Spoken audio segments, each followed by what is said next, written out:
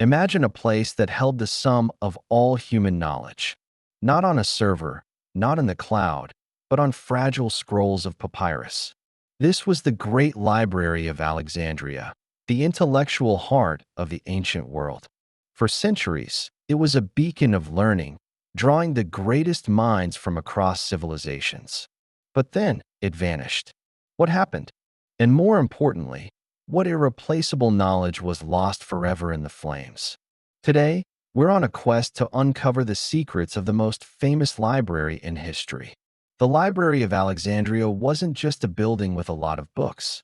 It was a sprawling research institution, part of a larger complex called the Museum or Shrine of the Muses.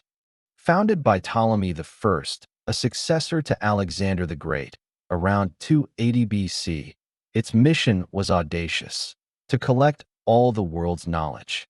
Ships docking in Alexandria's harbor were forced to surrender any books they carried.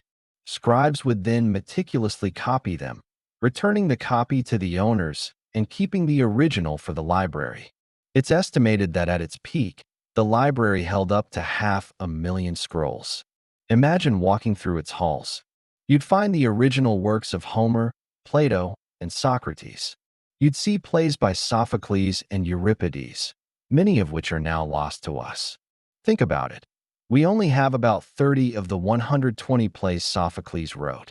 The other 90 might have been sitting on a shelf in Alexandria. But it wasn't just about literature. This was the birthplace of science as we know it. The director of the library, Eratosthenes, was the first person to calculate the circumference of the Earth with astonishing accuracy, using just a stick, his shadow, and some brilliant geometry. He was off by less than 2%. How did he do it? The details were likely in his book, which was, you guessed it, stored in the library. Another scholar, Hero of Alexandria, created the world's first steam engine, the Eolipile. It was seen as a novelty then, but imagine if that technology had been developed further. We could have had an industrial revolution 2,000 years earlier.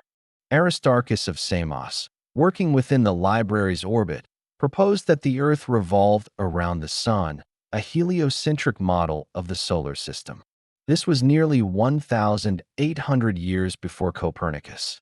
His work was largely dismissed and lost, and humanity spent the next 2 millennia believing the Earth was the center of the universe. What other scientific leaps were documented on those scrolls? We can only speculate. Perhaps there were detailed astronomical charts from the Babylonians, advanced medical texts from the Egyptians describing surgeries we can't even imagine, or mathematical formulas that we have only rediscovered in the modern era. The history of anatomy also took a giant leap forward here. Herophilus, a physician in Alexandria, was one of the first to perform systematic dissections of human bodies. He distinguished the cerebrum from the cerebellum, described the nervous system, and understood that arteries carried blood. This was groundbreaking work, but after the library's decline, such practices became taboo for centuries, setting back medical science immensely. The knowledge was there, waiting to be built upon, but the connection was severed. So, what happened to this treasure trove of wisdom? The story of its destruction is as murky and debated as the contents it held. There isn't one single, dramatic event like a movie might show you. Instead, it was a slow, painful death by 1,000 cuts, spanning several centuries. The first major blow came in 48 BC. Julius Caesar, entangled in an Egyptian civil war, set fire to his own ships in the harbor to block an enemy fleet.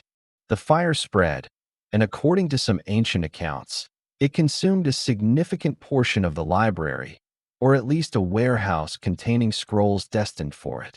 While this was a devastating event, most historians believe the main library survived, albeit damaged.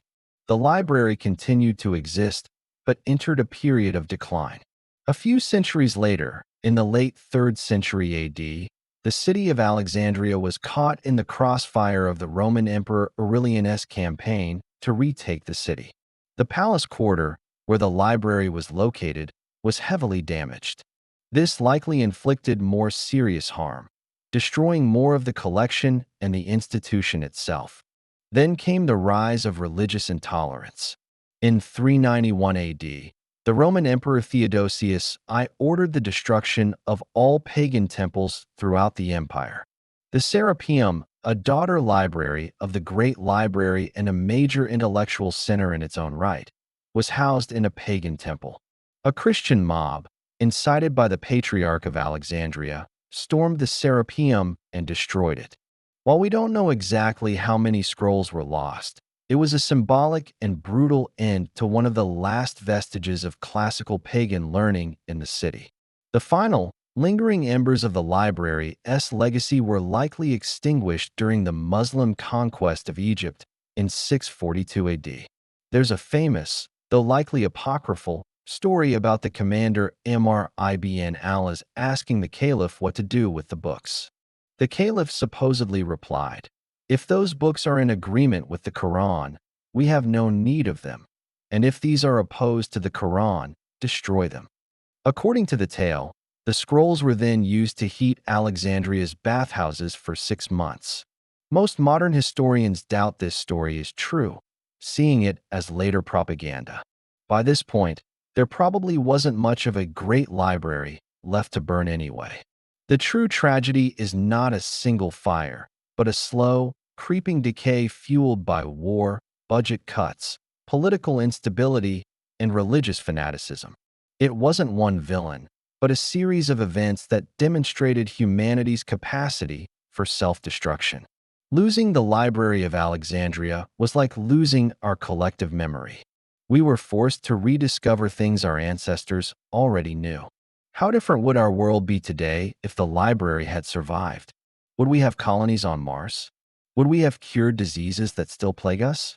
We might have had a more complete understanding of our own history, with chronicles of lost kingdoms and detailed accounts of pivotal events told by those who witnessed them. The story of the Library of Alexandria serves as a powerful, timeless warning. It shows how fragile knowledge can be and how easily progress can be reversed. It reminds us that libraries, universities, and institutions of learning are not just buildings. They are sanctuaries for our most precious resource, human thought, and they must be protected at all costs. The secrets burned in Alexandria are lost to us forever, but the lesson of its demise is one we must never forget. Thank you so much for joining me on this journey back in time. If you found this as fascinating as I did, please hit that like button and subscribe for more deep dives into history's greatest mysteries. Let me know in the comments what piece of lost knowledge you would most want to recover from the ashes of Alexandria. Until next time, stay curious.